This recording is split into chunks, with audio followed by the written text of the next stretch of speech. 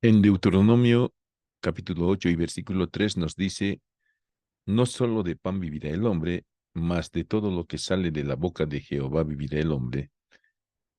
Esta palabra fue repetida por el Señor Jesucristo y está citada en Lucas capítulo 4 y versículo 4, donde nuevamente nos dicen que no solo de pan vivirá el hombre, sino de toda palabra de Dios. Pues así como nosotros buscamos el mejor alimento material para nuestro organismo y supervivencia, pues el mejor alimento espiritual es la palabra de Dios para la supervivencia del espíritu. Tengan ustedes un cordial saludo. Estamos en la Universidad Mayor de San Andrés, en la Facultad de Medicina, Enfermería, Nutrición y Tecnología Médica. Nuestro departamento es el Facultativo de Ciencias Morfológicas, la cátedra es Anatomía Humana y vamos a ver el tema de faringe. Les habla José María Ortiz Rodríguez, docente titular emérito de anatomía, especialista en anestesiología y psicopedagogía, evaluación y gestión en educación superior en salud y actual presidente de la Asociación Boliviana de Anatomía. Pues una vez más nos encontramos frente a estructuras que muchas veces desconocemos y al empezar a leer, pues todo nos parece chino, pero al terminar de estudiar la faringe, pues sabremos que aquí dice amígdala faríngea, aquí dice trompa faringotimpánica, aquí dice velo del paladar, aquí dice úvula, aquí dice amígdala palatina, y así sucesivamente iremos leyendo no las letras, sino la anatomía. Esta palabra faringe se deriva del griego pharynx, que significa garganta. Coloquialmente, pues conocemos toda esta región como la región de la garganta y pues no está muy alejado del vocablo original. La faringe tiene la forma de un embudo, es decir, infundibuliforme, que es más ancha por arriba y a medida que vamos descendiendo se va haciendo más estrecha. Topográficamente se prolonga desde la base del cráneo, desde la cara exocraneal de la base del cráneo hasta el cuerpo de la vértebra cervical 6. Aquí vemos la base del cráneo en su parte exocraneal y aquí vemos a la vértebra cervical 6 donde termina también la laringe. Entonces, las vértebras cervical 4 y cervical 6 son sitios muy importantes para delimitar algunas estructuras que se encuentran en la cabeza y el cuello.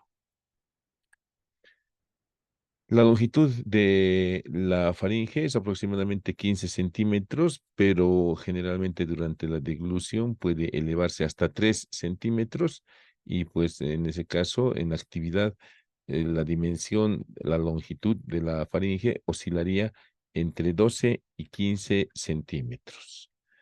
En la parte media de la nasofaringe, la faringe tiene un ancho de 4 a 5 centímetros. Lo mismo en la parte media de la orofaringe, 4 centímetros. Y por último, en la parte terminal de la faringolaringe, tiene 2 centímetros de ancho. A lo largo de la faringe, tiene un diámetro anteroposterior que oscila entre los 2 y los 3 centímetros. Aquí tenemos la cara posterior de la faringe, donde vemos estos músculos que son los constrictores cubiertos por su saponeurosis y se encuentran en relación con la columna cervical, separados de esta por un espacio llamado retrofaringeo, que lo vamos a analizar también en otra diapositiva. Y precisamente aquí está. En la cara posterior nos está señalando la flecha del espacio retrofaringeo. Este espacio retrofaringeo, pues por detrás está limitado por las vértebras, el ligamento vertebral común anterior, los músculos prevertebrales, el largo de la cabeza, el largo del cuello, y hacia adelante por la pared posterior de la faringe. Lateralmente por las prolongaciones laterales de la aponeurosis faríngea, y pues de esa manera tenemos este espacio entre la cara posterior de la faringe y la cara anterior de la columna vertebral. Como dice aquí, posteriormente está la aponeurosis prevertebral y lateralmente dos tabiques sagitales que son los que van a delimitar este espacio regularmente cerrado, ¿no? Ahí está la fascia faríngea, ahí está la fascia muscular, ahí está el espacio faríngeo, retrofaríngeo. Las caras laterales de la faringe tienen relaciones de acuerdo a donde se encuentren. El borde inferior de la mandíbula nos va a permitir trazar una línea que se prolongue hasta la región posterior y pues esta línea nos estará delimitando una parte craneal o cefálica de la faringe de una parte cervical. A nivel de la parte craneal, pues encontraremos el espacio maxilofaringeo y en la región cervical el espacio laterofaringeo o la región laterofaringeo. Las caras laterales están insertas en diferentes estructuras que se encuentran en el borde anterior de estas caras. En primer lugar tenemos a la apófisis pterigoides, el borde posterior del ala interna. Luego tenemos el ligamento pterigo maxilar. Luego también se inserta en la línea miloioidea. Luego se inserta en la base de la lengua. Se inserta en el vértice del asta mayor del hueso ioides, que es este saliente que está aquí. Luego se inserta en el ligamento tiroideo, que está en esta saliente, que es el asta mayor del ioides, y esta que es el asta mayor del cartílago tiroides.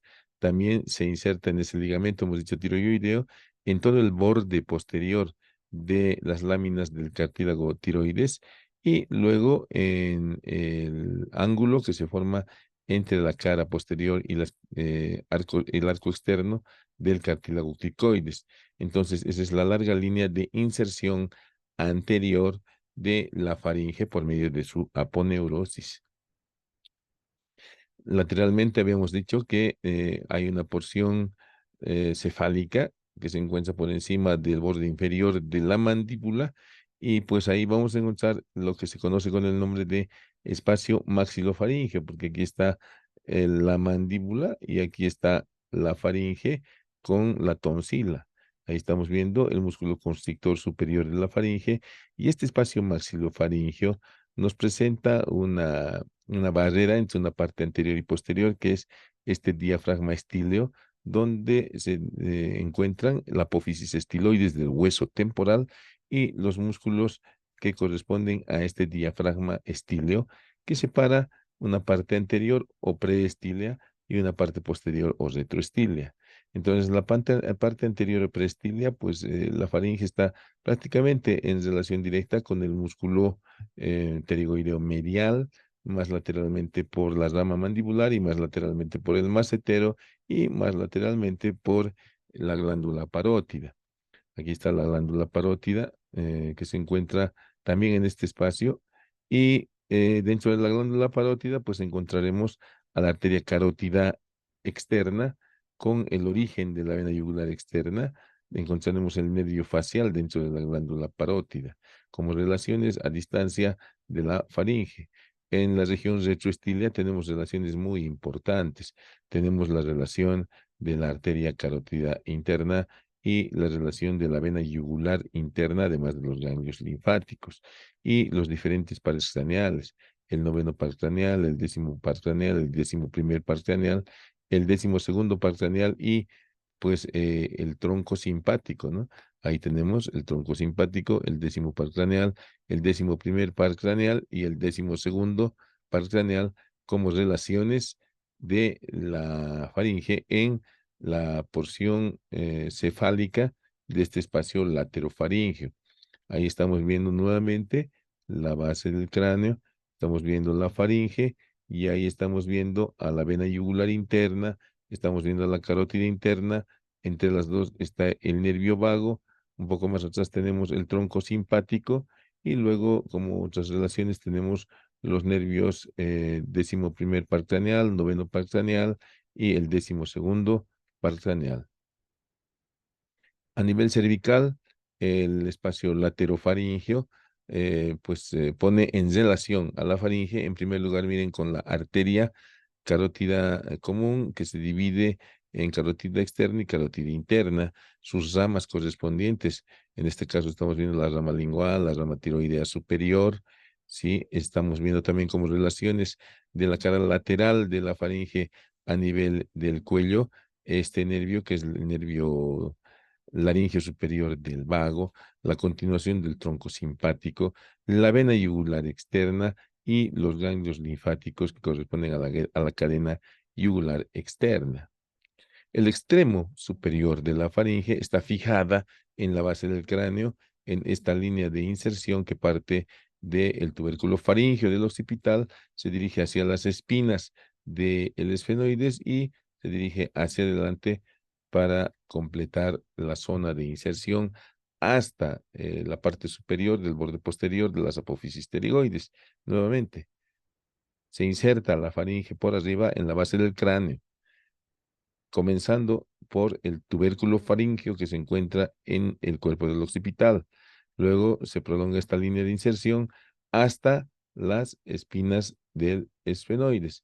Luego se dirige hacia adelante hasta la parte posterior del borde, hasta la parte superior del borde posterior de la lámina interna de la apófisis pterigoides, ¿sí? Pasando por el peñasco del temporal, por fuera de del orificio de la vena yugular y de la carótida, dibujando una especie de rombo donde se inserta la faringe por medio de su aponeurosis.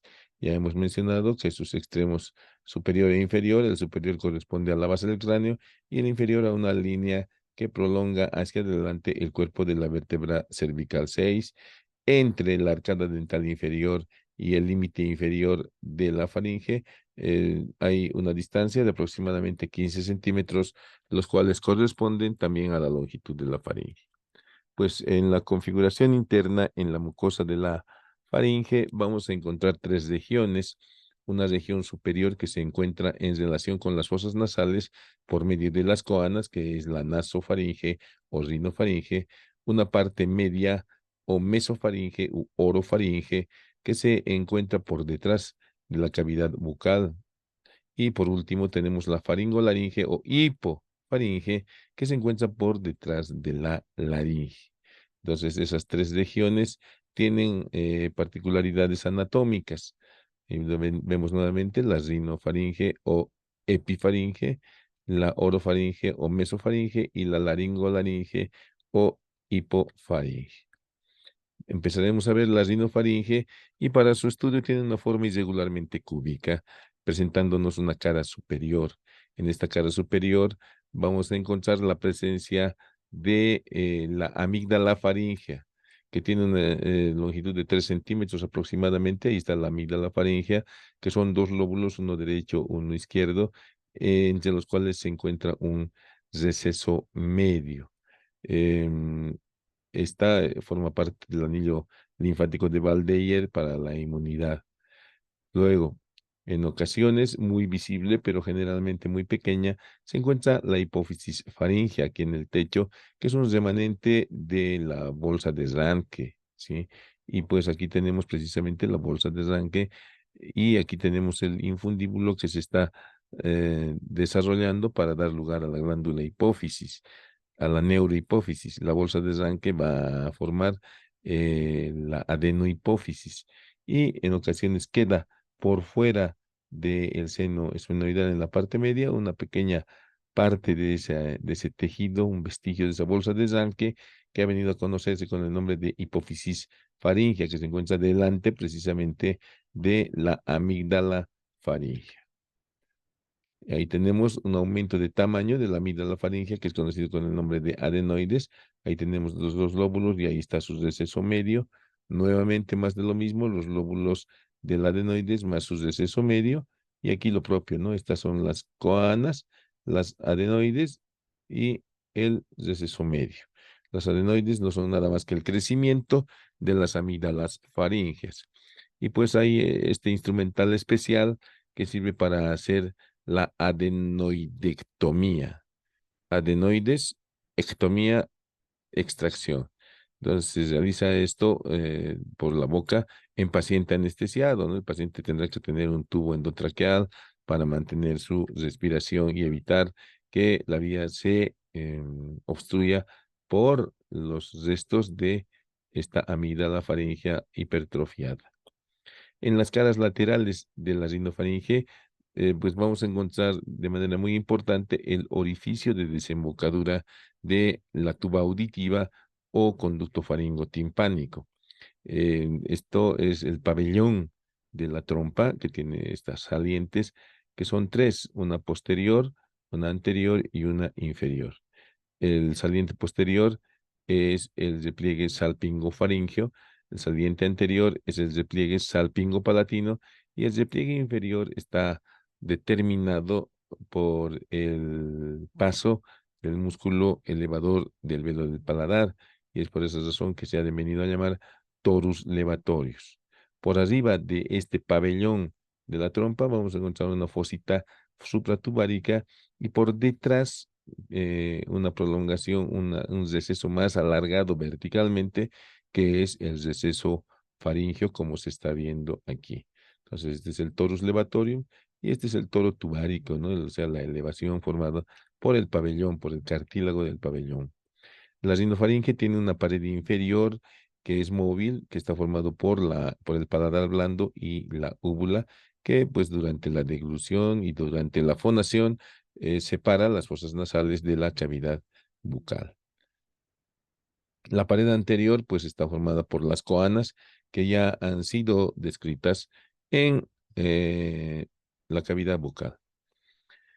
La orofaringe, que tiene un techo que corresponde al piso de la nasofaringe. En las paredes laterales vamos a encontrar la fosa amigdalina. Ya en la fosa amigdalina, donde se encuentra la amígdala palatina. ¿Sí? Entonces, esas son las estructuras que se encuentran en la pared lateral. Por fuera de la amígdala palatina, que es esta, vamos a encontrar esto que es parte de la aponeurosis intrafaringea. La amígdala palatina, aquí la tenemos, se encuentra en una depresión llamada fosa amigdalina, que está limitada por delante por el pilar palato-gloso hacia arriba y hacia abajo por la base de la lengua. Lo propio, el límite posterior, ¿sí? El límite posterior es el arco o repliegue palato-faríngeo. El repliegue palato-faríngeo que se dirige desde el paladar hasta la faringe. En su interior tiene el músculo homónimo y por debajo tendríamos a este repliegue que es el repliegue faringo epiglótico, el repliegue faringo epiglótico. Y superiormente, pues, se encuentra limitada esta fosa por el origen de los pliegues palatogloso y palatofaríngeo. Lateralmente, como ya hemos mostrado, está la fascia faringobacilar. Ahí tenemos el pilar anterior o palato gloso. Ahí tenemos las amígdalas aumentadas de tamaño, no nos permiten ver el pilar posterior, incluso la úvula. Y pues la amígdala tiene 2 centímetros de longitud y 1,5 centímetros de diámetro anteroposterior y un espesor de 1 centímetro. Esas son las dimensiones normales de la amígdala. Por fuera está rodeada por lo que se ha venido a llamar cápsula amigdalina, que es nada más que la aponeurosis intrafaringea, y pues la amígdala está irrigada por arterias tonsilares provenientes de varias ramas. Es una zona muy bien irrigada. Y vamos a ir viendo desde abajo hasta arriba. Ahí está la carótida externa dándonos la arteria lingual y la arteria lingual por medio de su rama dorsal y sus otras ramas van a proporcionar ramas tonsilares.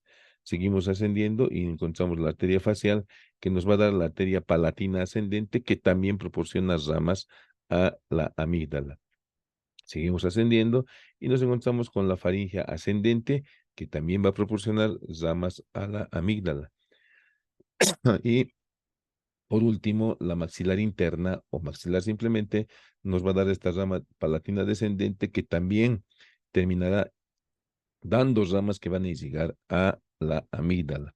Entonces, vean ustedes, la amígdala palatina está muy bien irrigada, por lo cual en cirugías, pues esta abundante irrigación que presenta la amígdala puede ocasionar hemorragias posoperatorias. De hecho, los otorrinolaringólogos a la cirugía que más respeto y temor le tienen es a la amigdalectomía por las complicaciones posoperatorias que puedan tener. Y en ocasiones es muy difícil cohibir esta hemorragia. pues a veces el crecimiento desmedido de las amígdalas puede ocasionar lo que se denomina apnea del sueño o ronquidos, que pues es muy perjudicial para el acompañante y para los que están alrededor, ¿no? Entonces es importante realizar un diagnóstico adecuado del origen de esa apnea del sueño. Pues como está en esta imagen de abajo, también puede ser la lengua que está caída hacia atrás, pero una de las causas es el aumento de volumen de las amígdalas. Y pues las amígdalas normales no se ven normalmente. Ahí está el pilar anterior, ahí está el pilar posterior formando el istmo de las fauces, pues no se ven las amígdalas. Por lo tanto, esta es una amígdala normal, pero cuando ya empiezan a verse y exceden el pilar anterior más o menos 1 centímetro, ya tenemos hipertrofia grado 1. Cuando se dirige medialmente y está más o menos a la mitad del pilar palatogloso, es la hipertrofia grado 2. Y cuando las amígdalas ya están chocándose prácticamente, es la hipertrofia grado 4, ¿no? Hay un intermedio entre las dos que todavía tiene una hendidura, pero el grado 4 de hipertrofia amigdalina, pues eh, es cuando las amígdalas están ya topando una con la otra. Aquí tenemos una faringe hiperémica en caso de un resfrío. Y aquí tenemos pues amígdalas aumentadas de tamaño con puntos de pus, faringoamigdalitis pultácea. Que cuando es crónica, pues se debe hacer la amigdalectomía. Ahí tenemos el paciente que tiene el tubo endotraqueal para la respiración. Ahí tenemos el separador autostático que utiliza el otorrinolaringólogo. Y ahí tenemos su instrumental preparando la amigdalectomía. Ahí está introduciendo este aparato que se llama amigdalótomo y ahí está el lecho amigdalar ya sin la amígdala, ¿no? La amígdala es esto y ahí está el lecho amigdalar. Y por último, debajo de la orofaringe tenemos pues la faringolaringe, donde encontramos unas depresiones entre la laringe y la faringe que se denominan recesos piriformes. Ahora, esta imagen nos ayuda para ver la presencia de la amígdala faringea en el techo de la nasofaringe, para ver la amígdala tubárica, que son estos nódulos que se encuentran alrededor del pabellón de la trompa faringotimpánica. También nos permite ver esto, que son las amígdalas palatinas, y esta que es la amígdala lingual, y estos otros tejidos linfoides alrededor de la epiglotis. Todo esto está formando lo que ha venido a conocerse con el nombre de anillo linfático de Valdeyer. En la estructura de la faringe, como ya hemos mencionado, pues primero está la mucosa que hemos visto ya hasta ahora, luego tenemos esta que es una aponeurosis intrafaringea, y por fuera tenemos los músculos. El velo del paladar también forma parte de la estructura de la faringe. Y pues veremos que el velo del paladar tiene aproximadamente 4 centímetros de diámetro anteroposterior y 5 centímetros de diámetro transversal y aproximadamente 1 centímetro de espesor. El velo del paladar, también conocido con el nombre de paladar blando. El velo del paladar tiene una estructura central que es la aponeurosis palatina, que se inserta su borde anterior en el borde posterior de las láminas horizontales del palatino y en la espina nasal posterior.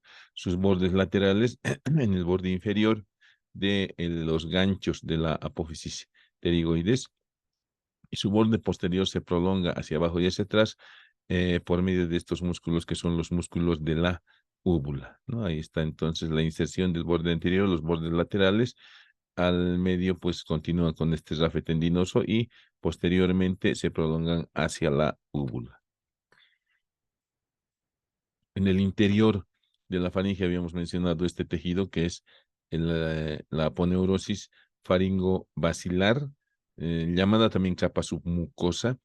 Es una capa celular o célulofibrosa que se encuentra entre la mucosa de la faringe y los músculos, ¿no? Ahí están los músculos. Estos son los músculos de este lado, estos son los músculos vistos por fuera, estos vistos por dentro, y ahí está la aponeurosis. Ahí está la aponeurosis o tejido célulo-adiposo.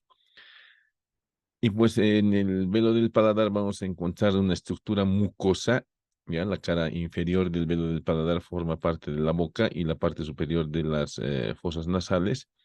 Y veremos pues que tiene numerosos músculos, 5 músculos, 5 pares de músculos que van a el velo del paladar. O sea, en realidad, como decíamos, son 10 músculos que son bastante numerosos para una región tan pequeña. Y empezaremos a mencionar estos músculos, el palatogloso. El palatogloso que se origina en la aponeurosis faríngea desciende hacia la lengua, donde termina por fascículos longitudinales y transversales, y está formando, cuando está cubierto de la mucosa, el pilar palatogloso, que es el límite anterior de la fosa amigdalina, uno de los límites anteriores. Ahí está precisamente el palatogloso con su inserción en la aponeurosis y su inserción en la lengua. Entonces, este músculo es capaz de elevar la lengua, dirigirla posteriormente y estrecha pues este orificio de entrada a la parte posterior que es el istmo de las fauces. Luego tenemos este otro músculo que es el palato faríngeo. Aquí lo tenemos de verde al palato faríngeo, que también se origina en el rafe medio. Ahí tenemos este fascículo inferior que se origina en el rafe medio del velo del paladar. Luego tiene otro fascículo que se origina en el gancho de la apófisis pterigoides y otro fascículo que se origina en la porción cartilaginosa de la trompa faringotimpánica. De ahí se dirige hacia la faringe, delimitando por detrás la fosa amigdalina, formando el pilar palato-faríngeo. Y por abajo, pues este músculo palato-faríngeo tiene dos haces de terminación, uno anterior, que es el haz tiroideo, y uno posterior que es el haz faríngeo. Luego tenemos a los músculos tensores del velo del paladar. Los músculos tensores del velo del paladar también son los periestafilinos externos, porque están por fuera de la trompa faringotimpánica, y por sus inserciones esfeno, salpingo, estafilino. ¿Sí? Salpingo.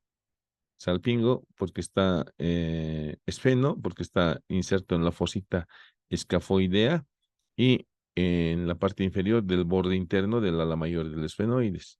Salpingo porque está inserto en la trompa, salping es trompa, en la trompa faringotimpánica, estafilino porque se está dirigiendo hacia el paladar.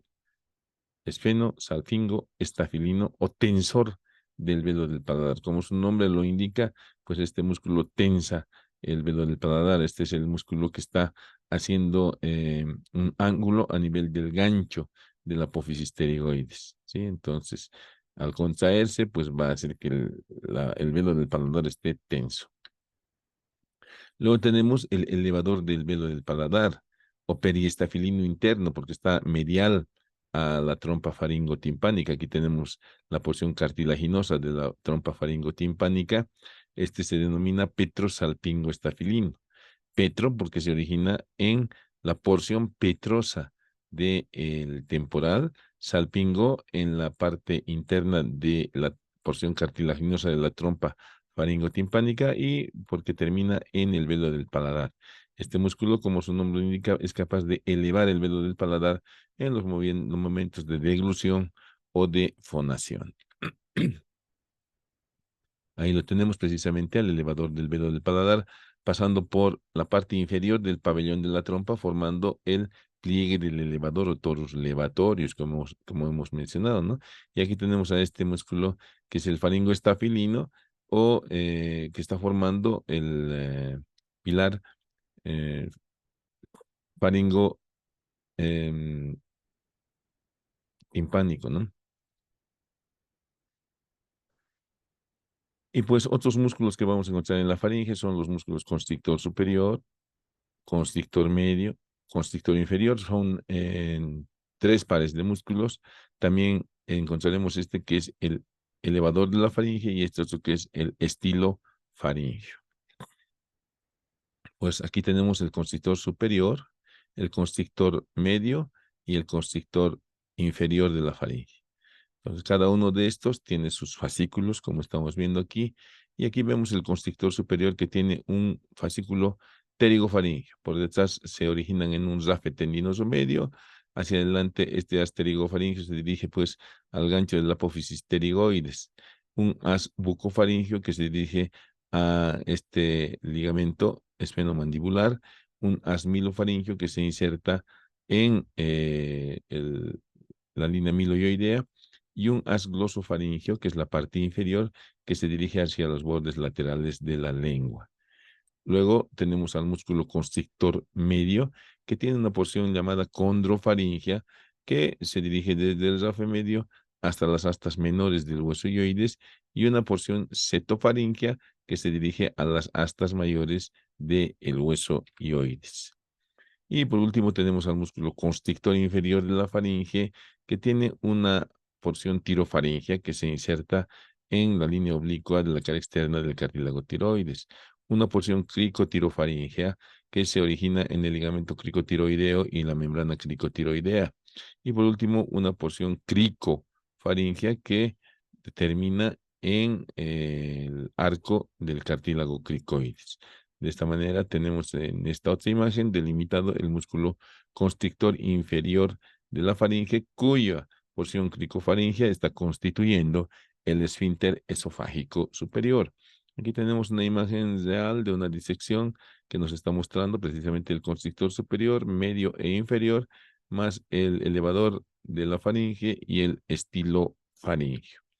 Precisamente en esta imagen de Netter vemos el músculo estilofaringio que viene de la apófisis estiloides del temporal hasta la cara posterior de la faringe entre el constrictor superior y el constrictor medio. Y luego tenemos este otro músculo que es el elevador de la faringe o músculo petrofaringio, porque se origina en la porción petrosa del temporal y termina también en la parte superior junto con el constrictor superior de la faringe. Dicen que ese es un músculo inconstante, pero lo encontramos constantemente. Pues la faringe tiene una abundante irrigación, como hemos mencionado al hablar de la fosa amigdalina, y esta abundante irrigación está proporcionada por la faringe ascendente, la palatina descendente superior, la palatina ascendente, la pterigopalatina, la vidiana, la dorsal de la lengua y la arteria tiroidea superior. Aquí tenemos precisamente esas arterias, ¿no? Aquí tenemos a la arteria tiroidea superior que va a proporcionar ramas faríngeas, ¿sí? Aquí tenemos la arteria faríngea ascendente que está dando aquí sus ramas faríngeas y que dan también a la amígdala. Aquí tenemos a la arteria lingual que también por medio de sus ramas va a proporcionar irrigación a la faringe, la arteria palatina ascendente que es también rama de la facial. Aquí tenemos la facial, la palatina ascendente. Luego tenemos a la palatina descendente, que es rama de la maxilar interna. Aquí están rotas las palatinas descendentes. La esfenopalatina, que se encuentra en el conducto esfenopalatino, y la vidiana, ¿no? Que se dirige hacia el conducto vidiano por aquí, ¿no? Aquí está la esfenopalatina, que es la rama terminal que se encuentra hacia allá, y esta es la vidiana. Entonces, todas esas ramas numerosas están irrigando a la faringe. Y el retorno venoso se produce por dos plexos, un plexo venoso intrafaringeo y uno extrafaringeo, los cuales van a ir a desembocar en la carótida, en la yugular externa y en la yugular interna fundamentalmente. Los ganglios linfáticos, pues, son los que corresponden a la cadena yugular interna, que ya los hemos mencionado, los grupos 2, 3 y 4. También encontramos en la cara posterior de la faringe algunos ganglios linfáticos. Bueno, el paladar blando está inervado por los nervios palatinos menores. El paladar duro por el palatino mayor y el paladar blando por los palatinos menores. Y pues la faringe, en lo que corresponde a la nasofaringe, está inervada por la mucosa de la nasofaringe, está inervada por el nervio maxilar. La orofaringe, fundamentalmente por el glosofaringeo, y la parte inferior, la hipofaringe, por un plexo faríngeo formada por ramas del nervio glosofaringeo y del nervio vago. Aquí tenemos precisamente las ramas, ¿no? Tenemos en primer lugar la rama maxilar que va a dar la inervación sensitiva para los reflejos de la faringe. Luego tenemos aquí al nervio glosofaringeo, que vean, está dando también ramas musculares y está yendo a dar ramas sensitivas mucosas para el plexo faringeo. el nervio pterigopalatino, que se encuentra en el conducto pterigopalatino, o nervio faríngeo de Bok, que va a ir a inervar fundamentalmente al pabellón de la trompa auditiva. Aquí tenemos precisamente al glosofaringio proporcionando ramas, ahí está la cara posterior de la faringe, a los músculos y a la mucosa, el glosofaringio. Y pues resulta que la faringe es un conducto mixto, es un conducto para la vía respiratoria y es un conducto para la vía digestiva.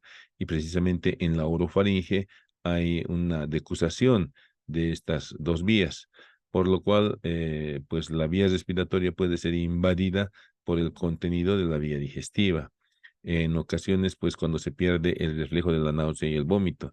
Sabemos muy bien que el alcohol es una sustancia que puede producir adormecimiento de las ramas terminales nerviosas que están formando este nutrido plexo faríngeo, que es donde se originan los reflejos de la náusea, del vómito anormalmente y el reflejo de la deglución normalmente. Entonces, la ingesta copiosa de bebidas alcohólicas evita que estos reflejos actúen adecuadamente. Entonces, si es que la persona ebria se duerme y regurgita el contenido intestinal, pues no hay reflejo del vómito para expulsarlo. Entonces llega a esta encrucijada y se introduce en la vía respiratoria y puede ocasionar la muerte, como se ha escuchado tantas veces, por broncoaspiración. Otro, al día siguiente, después de haber ingerido copiosas cantidades de bebidas alcohólicas, todos los reflejos están anestesiados. Entonces, al deglutir algún alimento que no ha sido bien masticado, no haber un reflejo de la deglución adecuada, pues el alimento puede venir a la vía respiratoria y producir obstrucción de la vía respiratoria que puede llegar hasta la muerte. Ahí está la vía oral, ahí está la vía respiratoria y ahí está la encrucijada de la entrada a la laringe y del paso del esófago hasta el estómago. Pues ahí tenemos unas amígdalas bastante grandes, hipertrofiadas, y dice pues que la faringoamigdalitis dice que lame las articulaciones y muerde el corazón. Pues son procesos autolimitados, em, están comprendidos en las infecciones respiratorias agudas para las cuales hay un programa de IRAS en nuestro país, infecciones respiratorias, proporcionan medicamentos para determinar el fin, pues, por medio de antibióticos de las faringoamigdalitis. Si no se hace el tratamiento, pues es una infección autolimitada. Pasa la fiebre, las amígdalas vuelven a su tamaño, pero las bacterias quedan dentro y después de un tiempo, el niño, generalmente niño o niña, se queja de dolor de articulaciones, está echado en cama unos días y luego de haber pasado ese tiempo, periodo doloroso, con llanto, pues vuelve a levantarse y hace su vida normal. Pasan los años y más o menos a los 30, 40 años se ve que ha sufrido una endocarditis bacteriana con estenosis de las válvulas cardíacas y eso es lo que se conoce con el nombre de fiebre reumática.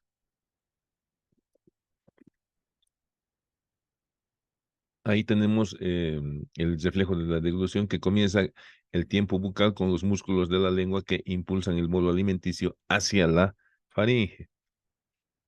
Una vez que el bolo alimenticio está en la faringe, pues empiezan a funcionar los músculos suprayoideos, elevando a la laringe y los músculos constrictores, haciendo que el bolo alimenticio vaya en dirección caudal. Y una vez que llega al esófago, pues los constrictores dejan de funcionar y empieza a funcionar la mucosa, o mejor dicho, la muscular del esófago. Ahí tenemos precisamente ese reflejo de la deglución con el hueso ioides que asciende traccionando a la laringe, la epiglotis que cierra el orificio de entrada a la vía respiratoria y el bolo alimenticio en su primera, en segunda y tercera fase pasando. Entonces, eso es lo normal. Lo anormal es que se quede abierta esta vía respiratoria y el bolo llegue hacia la vía respiratoria y la obstruya. Y pues En Mateo 15 hay otra enseñanza que nos dice el Señor Jesucristo. Y llamando hacia él, así, a la multitud, les dijo, oíd y entended, no lo que entra en la boca contamina al hombre, mas lo que sale de la boca, eso contamina al hombre. Lo que sale de la boca del corazón sale, y esto contamina al hombre, porque dice que del corazón salen los insultos, las envidias y muchas cosas malas. Que Dios los bendiga y hemos terminado esta clase.